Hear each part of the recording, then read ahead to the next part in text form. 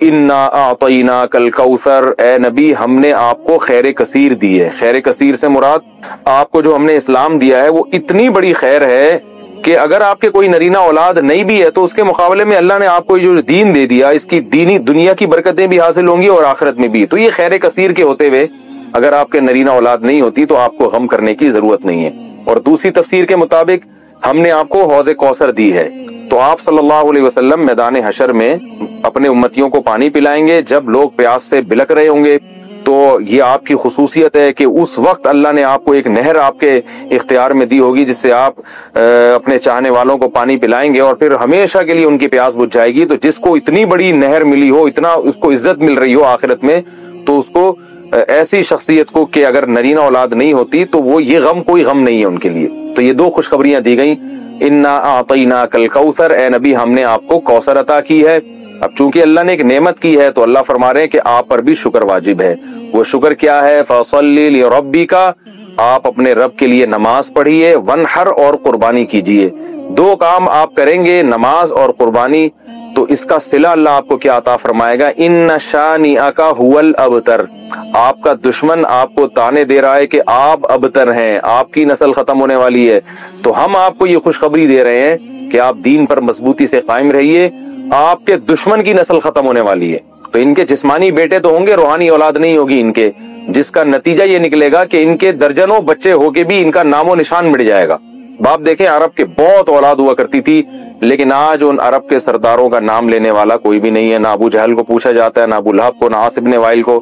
تاریخ میں ان کا تذکرہ ایک برے عنوان سے، برے نام سے کیا جاتا ہے، کوئی ان کو عزت دینے والا نہیں، حتیٰ کہ ان کی اولادیں بھی آگے جا کے مسلمان ہو گئیں، انہوں نے بھی اپنے باپ دادا کا ذکر چھوڑ دیا۔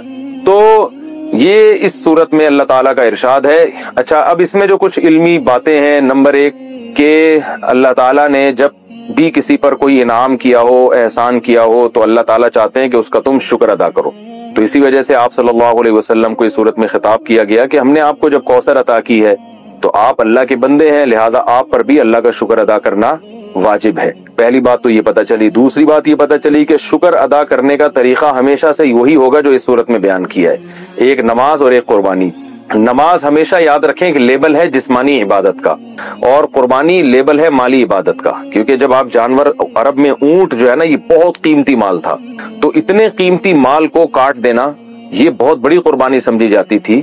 تو مطلب کیا ہے کہ آپ نے اللہ کو راضی کرنے کے لیے اپنے جسم کو بھی کھپانا ہے جیسے کہ نماز میں کھپایا جاتا ہے، اور اپنے مال کو بھی قربان کرنا ہے جیسے کہ قربانی میں کیا جاتا ہے۔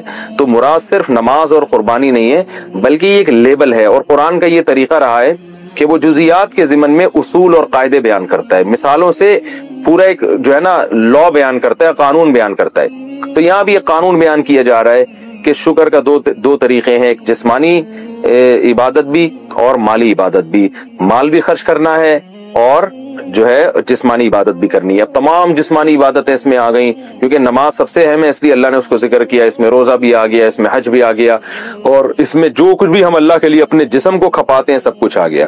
اور مال میں تمام مالی عبادتیں آ گئی، زکوٰۃ بھی آ گیا، فطرانہ بھی آ گیا، اور اللہ کی مخلوق کو خوش کرنے کے لیے اللہ کی مخلوق کو کھانا کھلانا، یعنی ہر وہ عبادت جس میں قربانی کا عنصر ہو۔ تو قربانی یعنی مالی قربانی کا عنصر ہو، تو مالی قربانی جو ہے وہ غریبوں کو کھانا کھلا کے بھی حاصل ہوتی ہے، رشتہ داروں پہ خرچ کرنا اور ضرورت مند کو قرضہ دینا، یہ تمام کی تمام چیزیں اس میں داخل ہیں۔